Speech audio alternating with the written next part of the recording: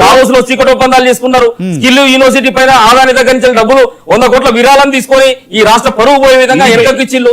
ఈ రాష్ట్రంలో జరిగింది. దేనికైతే క్విడ్ ప్రోకో జరిగింది. క్విడ్ ప్రోకోలో భాగంగా ఇలా సిమెంట్ ఫ్యాక్టరీలు ఆధారాలకు అప్పచెప్పిన చరిత్ర ఎవరిది?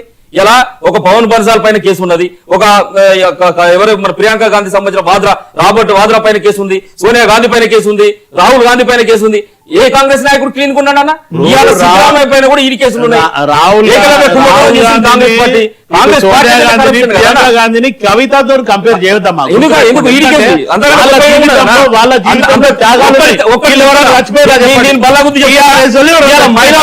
మహిళా బిల్లు కోసం మా కవితమ్మ చేసినటువంటి త్యాగం మీరు చేసిలా. 22 రాష్ట్రాలకు సంబంధించిన ప్రజాప్రతినిధులను ఏకం చేసి మహిళలను ఏకం చేసి మహిళా బిల్లుని సాధించడం. మరి మీ సోనియా గాంధీ బిడ్డ రాహుల్ గాంధీ ఏం చేసింది? ఇంతవరకు ఒక సాధించిందా? 33% తీసుకొచ్చింది రాజీవ్ గాంధీ. అది మర్చిపోదు. ఏ రాజీవ్ గాంధీ? రాజీవ్ గాంధీ ఇక్కడ ఉన్నారు. బిల్లు ఎప్పుడు అమలు అయింది? మీకు 33% అనేది ఒక ముసాయిదా తీసుకొచ్చిందే రాజీవ్ గాంధీ. మీరు బహుశా మీకు తెలియదేమో. అది ఒక అచీవ్మెంట్ ప్రియాంక గాంధీ చెప్పండి. ప్రియాంక గాంధీ ఒక అచీవ్మెంట్ చెప్పండి. ఒక అంత అగ్రనాయకుల బిడ్డ కదా. అదే కవిత గురించి మేము చెప్తాం. అసెంబ్లీలో అంబేద్కర్ యొక్క విగ్రహాన్ని 48 గంటల దీక్ష ద్వారా పెట్టించినాం. ఇవాళ బీసీ బిల్లు కోసం పోరాడుతున్నాం, మహిళా బిల్లును తీసుకొచ్చినాం, అనేక పోరాటాలు చేసినాం. పోలవరం ముంపు బాధితుల కోసం 10 సంవత్సరాల కింద ఎందుకు కానీ లేకపోతే అంబేద్కర్ గురించి 10 సంవత్సరాల కింద ఈమె అధికారంలో ఉన్నప్పుడు ఎందుకు రాలే? ఈ రోజు ముసల్ కన్నీరు ఎందుకు గారుస్తుండ్రు? ఒకరినొకరు తిట్టుకుంటున్నారు. మీరే దోపిడి దొంగల్లాగా నువ్వు దొంగ అంటే దోచుకున్నారు, బయట పెడతారు. మేము కూడా ఏమంటున్నాం ఈ రోజు కాంగ్రెస్ పార్టీ పరంగా దొంగలు ఊర్లు వంచుకున్నారు. ఇప్పుడు అవన్నీ బయట పెడతారు. పెట్టండి అంటున్నాం. కవిత గారు బీఆర్ఎస్ పార్టీ గురించే కాదు కాంగ్రెస్ పార్టీని కూడా విమర్శిస్తుంది. నేను ఏమంటున్నా, కిల్లర్ లిక్కర్ క్వీన్ మాట్లాడతాం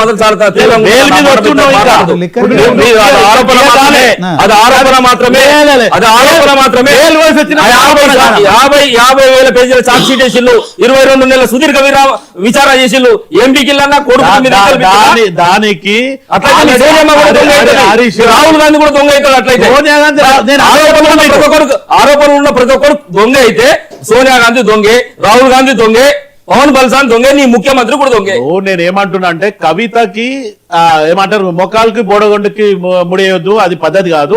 ఎందుకంటే సోనియా గాంధీ రాహుల్ గాంధీ మీద వచ్చింది నేషనల్ అవార్డు కేసు. అది మా సొంత సంబంధం. కామన్వెల్త్ క్రీడల కేసు కుంభకోణం ఎక్కడ ఉన్నది? అగస్టా కుంభకోణం ఎక్కడిది? రాహుల్ గాంధీ సోనియా గాంధీ అదే అగస్టా కుంభకోణం, హెలికాప్టర్ల కుంభకోణం ఎక్కడిది? సైనికులకు కేటాయించినటువంటి భూములను అక్రమంగా రాబర్ట్ వాద్రా కాజేసినటువంటి కేసు ఎక్కడిది? ఇవన్నీ కేసు. కుంభకోణం అంటేనే కాంగ్రెస్. అరే మీ నెత్తి మీద కుంభకోణాలు పెట్టుకొని కవిత గారిని పోల్చుకొని మాట్లాడతారు. కాంగ్రెస్ పార్టీ తెలంగాణ ఇస్తేనే ఈ రోజు కేసీఆర్ కుటుంబానికి ఈ రోజు తెలంగాణ మనుగడ ఉంది. లేకపోతే కేసీఆర్ కే ఈరోజు రాజకీయ కాంగ్రెస్ బిడ్డల త్యాగాలదారు వచ్చింది, బిడ్డల కొట్లాటదారు వచ్చింది.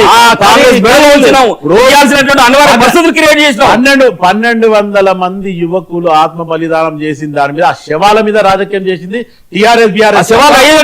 కాంగ్రెస్ పార్టీ 1969 మందిని పొట్టను పెట్టుకుని కాంగ్రెస్ పార్టీ పెట్టుకుని చూసింది.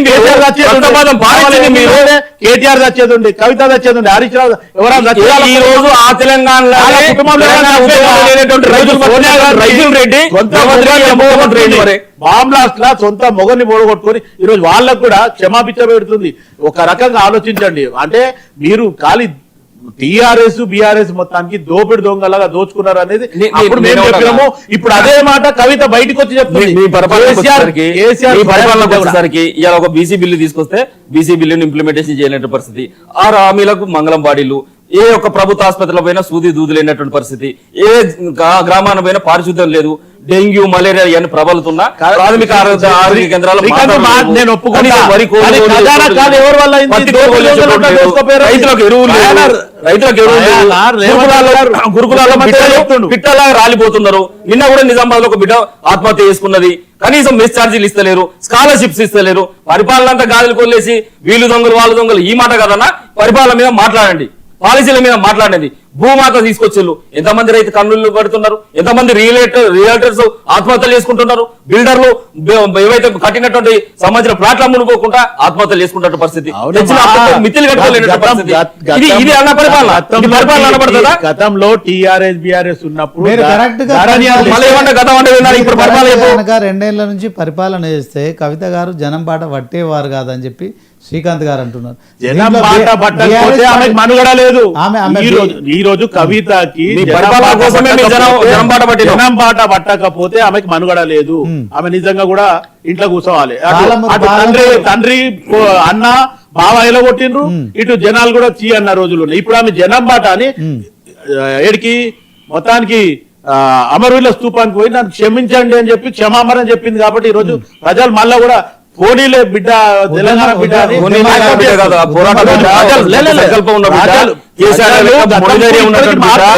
సమస్యను పట్టుకుంటూ వదలని బిడ్డ అని చెప్పేసి ప్రజలు ఇలా కడుపులు పట్టుకుంటారు.